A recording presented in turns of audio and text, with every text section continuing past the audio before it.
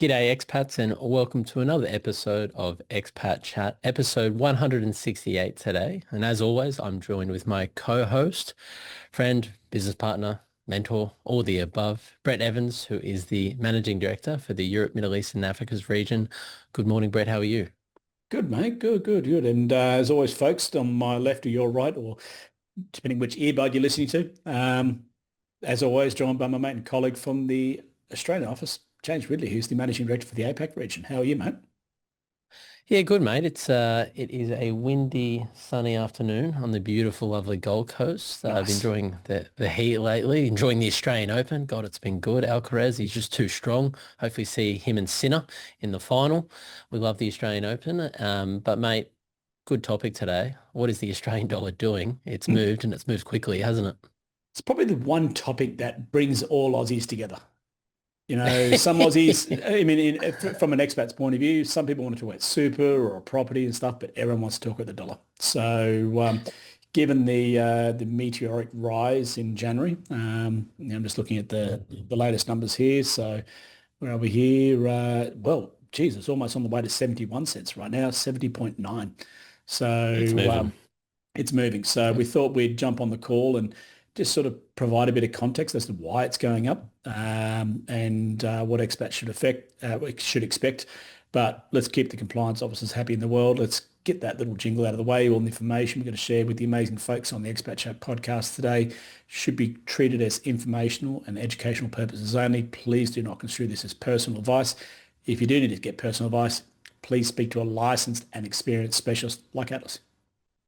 Yep, absolutely, mate. And now the Australian dollar, and for those listening as well, we'll do a bit of Q&A at the end, but from our beautiful Facebook group, the Australian Expat Financial Forum, but gosh, the Australian dollar, gosh, it's strengthened and it's strengthened very quickly. Yeah. I feel like in earlier episodes, we thought, okay, we'd probably be approaching, the 70 cents mark, 71 cents mark towards the end of this year, but we're already there. But there's been a lot that's feeding into that. There's a lot that drives the movements of the currency markets and I guess the pairings AUD, USD, Euro, pound, sterling. Let's focus on the USD today because I think it's just obviously impacting so many clients. I feel like if we were to market and data mine our client base, a lot of them are watching what the US dollar does relative to the AUD. But I guess, what do you think has been happening in currency markets to move the Australian dollar? One thing, interest rates or expectations of interest rates. And that's Yep. if the listeners put on their investor hats and you're searching the world for yield return, when you look at Europe, cutting rates. When you look at the US, cutting rates. JP, James's best mate, just left rates on hold. But once Yep. again, expectation of further cuts to come. Australia, increasing rates. And when you're chasing yield, you will move money around the world to try and find that optimized yield.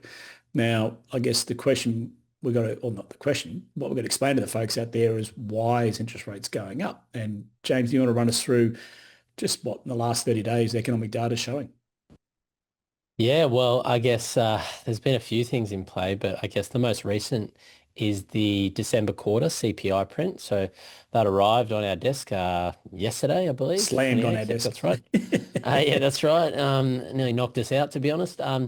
And it wasn't great, to be honest. It's showing when we look at headline inflation at the moment, CPI rose, it rose 0.6% for the quarter.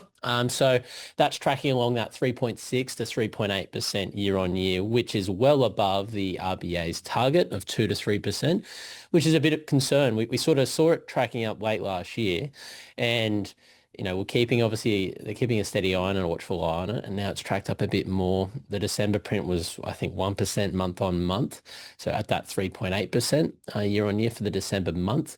So it's running hot in Australia. We don't like to run it hot like President Trump does in the US in the Yep. US economy.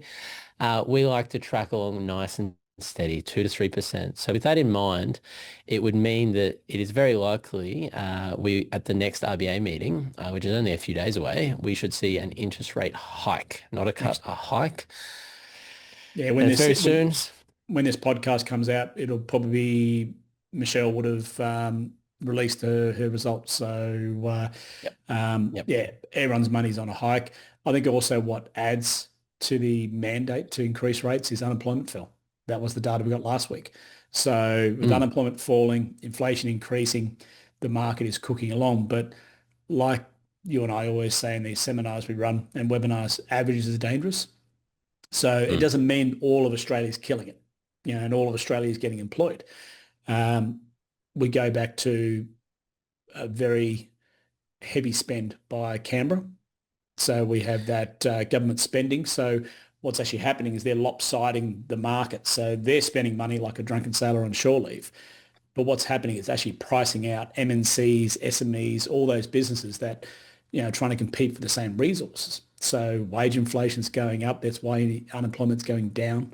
I saw some numbers recently that even just from a migration point of view, the majority of people who moved to Australia in the last 2 years, about a million odd folks, majority of them are actually working for the government. So yeah. they're sort of front loading that side. And Labor's policy tends to be in the past, historically speaking, when they like to build a big government and the Libs like to run a little government. So Mm. Labor's on a tear right now and shows no sign of slowing down. So unless Michelle can have a coffee with Jim and just say, hey, mate, cool your jets, just slow things down a bit. The only way is up for interest rates. Yeah, absolutely. I think like looking at the CPI print and getting into the numbers and just having a look at this here, electricity prices were up more than 20% year on year. So that's huge. And unfortunately, that's due to a lot of the rebates that they gave us in Australia for the first sort of 6 months and they came off and now everyone's feeling the full weight of that. So definitely need to review that. Housing costs, they went up year on year about 4%. And obviously that's difficult because we've got a housing crisis here in Australia. It just doesn't seem to be enough rentals or accommodations. So obviously that increases demand, which has that fine effect of increasing rental prices. Domestic travel, accommodation, recreation, that was also a meaningful contributor. What is, I guess, a hard fix for the RBA and the government is a lot of the areas which saw quite significant increase year on year are quite sticky. You can't actually alleviate or drop them too quickly. So they would have hoped that a lot of them were more tradables, so it's easy to encourage disinflation. But it does say, and it does probably mean that we are heading for a rate increase and maybe a few, maybe 0.25, 0.25, 0.25. I prefer that they just hit us hard and fast, zero point 0.5, Yep.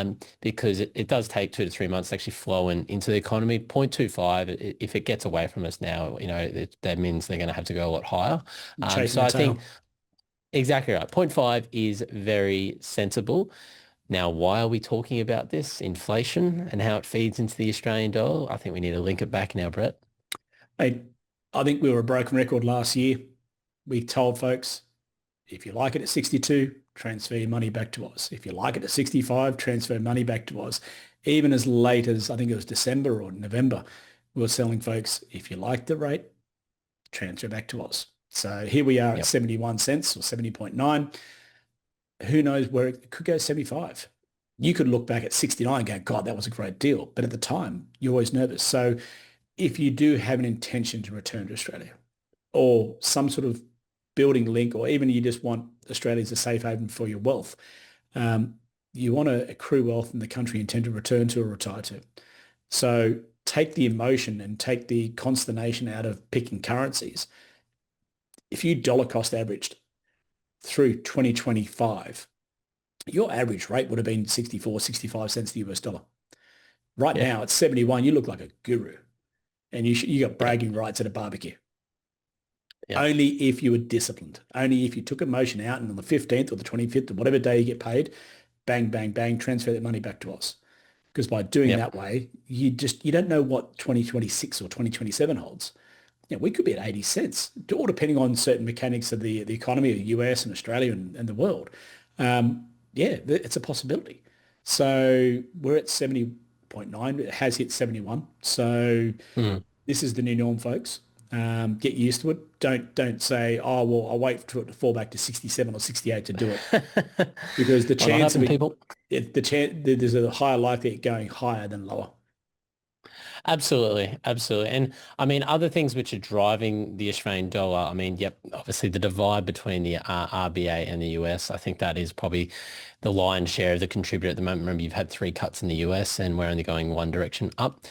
Commodity prices have helped strengthen the AUD as well, especially from about July last year. We've seen iron ore prices go on a tear. BHP, it's finally hit the The number one biggest, yeah, the market cap on the ASX.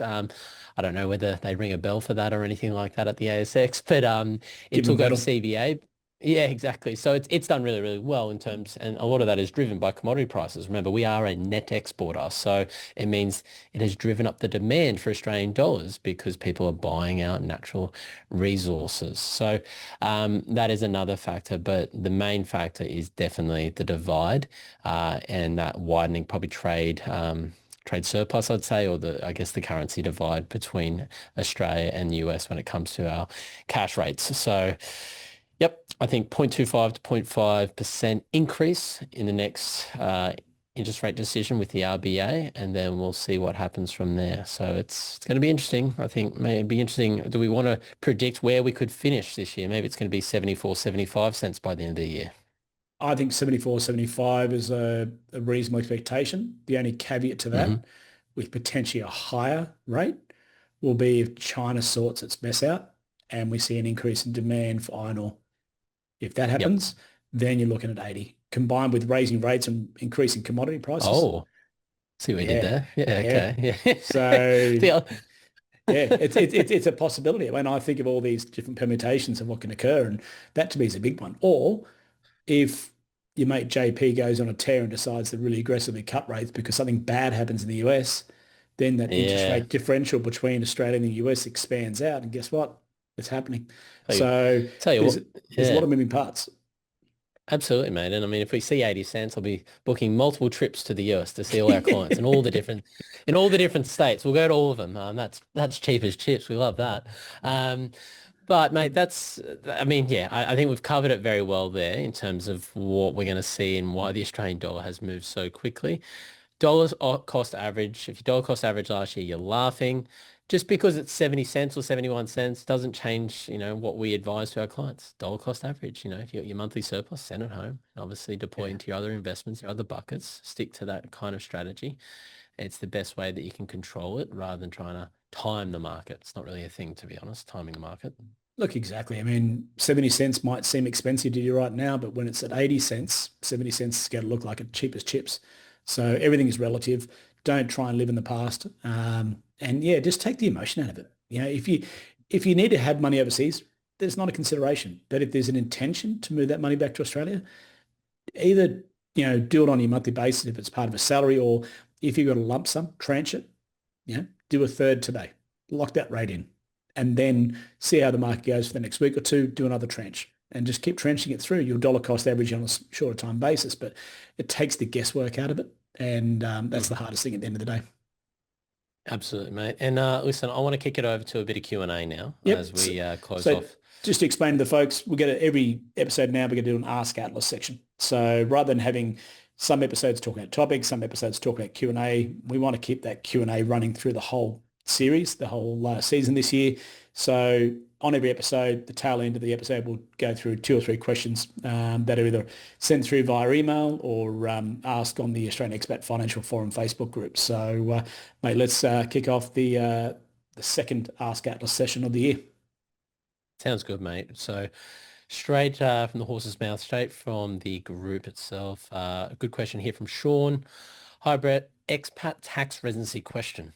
If I was to get an Australian driving license again, have to declare an Australian red address in brackets, could this risk my ATO tying me to claim me as an Australian tax resident? So Sean's asking if he gets and renews his Australian driver's license, even though he's not living there back in Australia right now, could it risk me with the ATO and being a non-resident? I think Sean's got a camera in my office because I actually last week finished writing an article where I've gone through and broken down each individual state residency requirements in order to renew that license.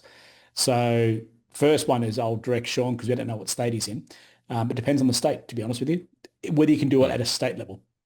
I've never seen the ATO haul someone over the coals by, um,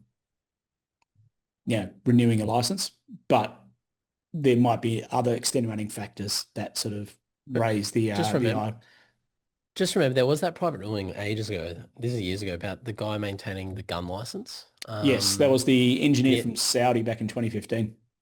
yeah, and he had to declare he was an Australian resident. Yeah, and he still beat the And ATO. he still beat the ATO, but I mean, they flagged it. So like, Yeah. again, not going to unpack his situation, but if you're doing something else as part of getting the license, but there's other factors that could link you back to Australia and maybe firm up the residency, it's just going to make it all the harder to go against the ATO if they ever want to audit you and say, no, hang on, you're a tax resident here, and that's how we're going to treat you. So being mindful, I don't know what the license would give you if you're living overseas, if you have to do it so you can drive in the country where you are, but most of the time it's international permits these days. Well, it's funny how I gave up my license for Queensland back in 2021 because to me there's phraseology in it that said that I was confirming that I was a resident of Queensland, which I wasn't happy to Hmm. make that claim because I'm not. There's other people who take that, she'll be right, inshallah, caution the wind sort of approach, and they do it. The only state that I found as part of our research, and you can go to our atlaswealth.com, look in the blog section, there's an article on this. By the time the Mm. podcast comes out, it should come up. Um, the only state that actually says you cannot renew your license as a non-resident is Western Australia. So did a bit of a deep dive on that one there, which is pretty interesting. But New South Wales talks about temporary absence and all these sort of things. So a lot of the states in their legislation have temporariness. What your view of temporary is subjective. They don't give a time frame. So, but there are avenues that you can renew your license if you're living overseas, but whether you're temporary overseas or permanently overseas, that's the big question. And just depends on how close to the wind you want to sail. Yep, absolutely, mate. Good question there. Another one here from CJ Solas. PPR and 6-year rule. When and for how long does residency need to be re-established to keep property as PPR? So permanent place of residence or your main residence is what the PPR acronym's for. The 6-year rule is referring to the main residence exemption. So quick little breakdown and then we'll jump into the actual question. If you buy a property, move into it straight away and establish as your main residence and then move out of it, if you're a normal Australian tax resident, assuming you don't buy another property that's going to be your main residence, but you choose to rent out that other property that was your former main residence, you can rent it out for up to 6 years and you do not accumulate any capital gains tax on the growth of that property or that asset. So that is the main residence exemption and the 6-year rule. Non-residents do not get access to that. That was abolished back in 30th of June 2020. So just being mindful of that, if you're looking to sell a former main residence and you're overseas, you don't get access to that anymore. So CJ's asking, well, how long do I need to be back in Australia, re-establish my tax residency, and essentially, able to sell the property and still benefit from the 6-year rule? So it's essentially, how long do I need to be back in Australia to re-establish my tax residency? That's the main Mate, you question you there. hit the nail on the head, and there's actually no time frame. It depends on whether you're the sort of person who likes to get out of bed on the same side every morning and go through their routines, or whether you're sort of a lax sort of person. But if you want to take a conservative approach, obviously the 183-day rule works in reverse, both by being a non-resident and being a resident. So if you want to take a very conservative approach, 6 months. But it also comes down to if the kids are coming back, they're going to school, you're updating your energy bills and banks, it can be earlier. But it comes back to your own personal, circumstances. And the ATA doesn't stipulate. It just says refer to the residency rules. Resides, domicile, 183, the same mantra that expats can recite off the top of their head. It works in reverse. So, resides test, whenever you establish a residence and habitable situation, domicile, where's the centre of the universe? Is the family all back in Australia? So that could be as early as a couple of months. It might take, but I always say to clients, I'm an optimist as a person and a pessimist as a professional. And I always say to clients, if it was me, I would hang my hat at 6 months and one day because then you've, resides test tick, domicile tick, 183-day test is unequivocal. Have I spent greater than 6 months in Australia? Yes, I have. I'm a tax resident. So don't, we do see people try and push the friendship sometimes in terms of moving back in and a month later flipping the property and say, oh, it's a residence now, and then getting out of there again. Um, I wouldn't recommend selling too close to the wind. No, absolutely not. I think, yeah, you'd have to be careful. There's no, yeah, magical answer there. 3 months, 6 months. I feel like most accountants, conservative accountants want to see you live there or be back in Australia for a minimum of 6 months before you have Yeah, that thought bubble. Um, a bit of a long one here. I'll see if I can paraphrase for our listeners. I need to move back to Australia to look after elderly sick parents. Do I need to sell my UK house before returning, or can my wife stay back and sell up and join me 6 to 12 months later? How will the ATO treat this from a CGT point of view? I have owned my UK house for over 20 years, but did rent it out for a while, returning to Australia for 7 years during this period. Bit of a mixed one there. Good question though, Sam. I'll have a crack. complicated. Yeah, go Yeah, for it, it's mate. complicated. It's all Yeah. yours. Yes. Yes. So, I mean, right now, if it's treated as your main residence in the UK and you're coming back to Australia, theoretically, you can actually apply the Australian main residence exemption to your former main residence, even if it is a foreign property. Um, because you've had that period where you're back in Australia and you own the UK house, and it would have usually been treated as an investment property throughout that period. Funnily enough, you don't really do deemed disposal on foreign property though. It's a bit of a tricky one. So based on that, it would be probably a case where there'd either be a prorated capital gain taxable on it, or you might be able to apply the main residence exemption on the sale of the UK property, assuming you do not purchase another Australian main residence when you're back in Australia.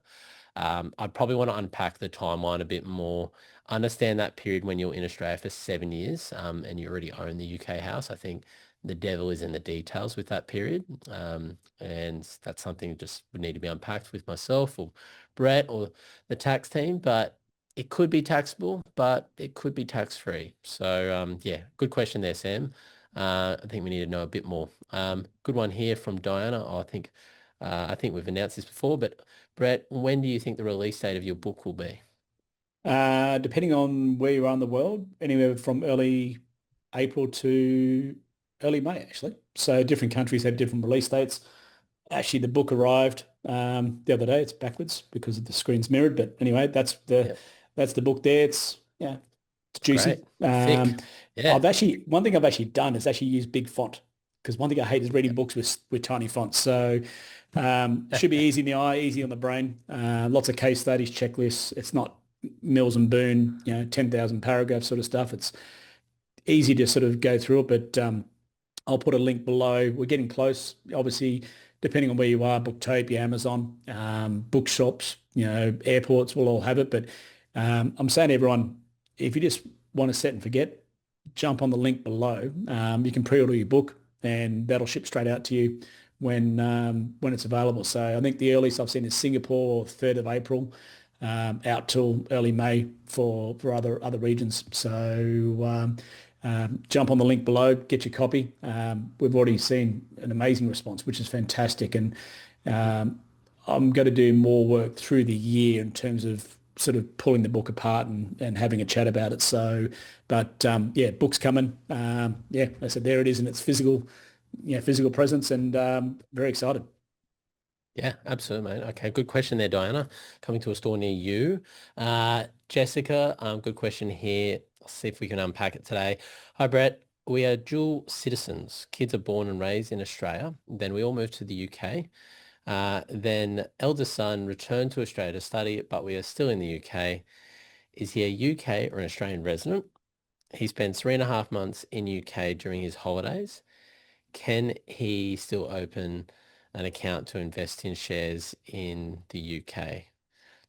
Good question. What did It's they a get bit the of a age? mixed Did I one miss the there. age? I mean, it depends on the age, really. He's back in Australia studying, but it doesn't say university University or say or high school. yeah, Yeah, so it's a tough one. 3.5 months isn't long enough time to usually be deemed a tax resident, but the UK has actually just gone through a bit of a change with its tax residency rules and non-dom and dom. Um, so that, again, another one that probably needs to be unpacked there. Uh, Obviously, if you're in Australia each financial year for, yeah, 8.5 months, you're very likely an Australian tax resident. But then it's also a case, is the son working? Like, what's going on there? Are we just studying? Is there a taxable income that we're competing with? And then if you are an Australian tax resident, then anything that you're opening overseas would technically Be accessible. be taxed by the ATO. Exactly. Worldwide income is taxable. So whether setting up a UK ISA makes sense, unsure. I need to unpack that one a little bit more, or is it just better off opening up a local account in Australia? Depends on the intentions long term. Yes, you should jump on our website. We actually did a great article on our blog about ISAs and how they lose their tax effectiveness when you stop becoming a UK tax resident. The reason I asked about the age is because obviously anyone below the age of 18 or as a financial dependent is essentially a link to you. But if they're over the age of 18 at uni, sort of doing their own thing, then they're not. So they have their own residency sort of expectations as well too. So if your kids at uni, they're sort of 18, 19, 20 years of age doing a degree and pulling pints at a bar or coffee shop or something like that, essentially they're a tax resident, as James said, in Australia, and that visit back to the UK will be as a tourist. Even though they might have a right to enter, your ability to enter a country doesn't mean you're a resident of that country. The two, I think people sort of commingle them too much. Just like people say, oh, I'll get a golden visa in Dubai and I'll spend one day a year in Dubai and I'm a tax resident of Dubai. No. You're allowed to live here, but it doesn't mean you're a tax resident here. Yeah, absolutely. Absolutely. And that'll do us for today in terms of the last question. So some good questions there. Yeah, mate, we'll wrap it up there. And, obviously, when we do the next episode, we'll know what Michelle and the RBA team have announced. That'll be a big one. Folks, I know we go on like keep beating the drum and sound like a broken record, but, you get the point. Dollar cost average investments, dollar cost average FX, take away the volatility, smooth it out, and you look like a genius in hindsight. Yep, absolutely. Thanks for tuning in on this episode, guys. We'll see you on the next episode. Cheers. Thanks, James. Thanks, Brett.